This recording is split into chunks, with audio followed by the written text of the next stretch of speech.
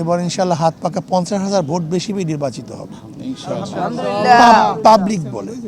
আমার ধারণার চেয়ে অনেক বেশি সাড়া পাচ্ছি, যা চিন্তা করতে পারছি না। এত বেশি সাড়া পাবো আমি ভাবতেও পারি নাই। যথেষ্ট পরিমাণ সাড়া পাচ্ছি আলহামদুলিল্লাহ। আর আমার প্রতিদ্বন্দ্বী আমার সরোয়ার ভাই, আমি বিশ্বাস করি এবার বরিশালের মানুষ পরিবর্তন চায়, নতুন কিছু দেখতে চায়।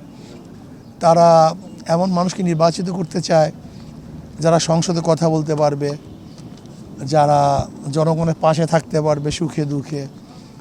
অনেকে তো আবার ওই সরোয়ার ভাইয়ের ফিটনেস নিয়ে তো অনেক সময় আলোচনা করে যে আসলে সরোয়ার ভাই তো শারীরিকভাবে অনেকটা দুর্বল হয়ে পড়ছেন।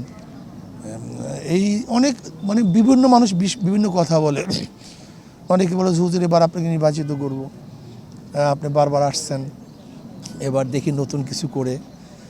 আলহামদুলিল্লাহ যথেষ্ট পরিমাণ সাড়া পাচ্ছি, যা আমি চিন্তাও করতে পারছি না।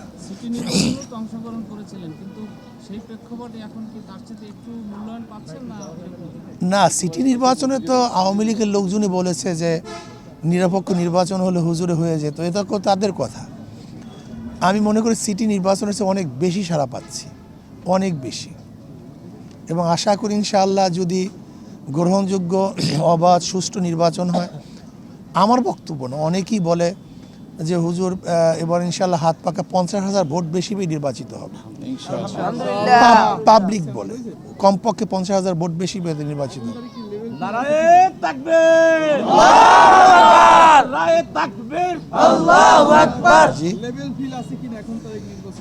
এখন পর্যন্ত তো আসলে মাত্র শুরু হলো। আগামীকাল কি হবে, তারপরের দিন কি হবে, নির্বাচনের দিন কি হবে এখনও বলা যায় না। তবে আমি মনে করি যদি এখন কোনো ব্যক্তিকে অ্যারেস্ট করা হয় আওয়ামী লীগের সুতা দিয়ে, তা নিয়ারবিং প্লেইং ফিল্ড নষ্ট হয়ে যাবে। এর জন্য আমি ইসিকে অনুরোধ করব, যাদের বিরুদ্ধে মামলা নেই, ওয়ারেন্টেড আসামি না, এরকম কোনো ব্যক্তিকে আওয়ামী লীগের তকমা দিয়ে কোনো অবস্থাতেই অ্যারেস্ট করা যাবে না।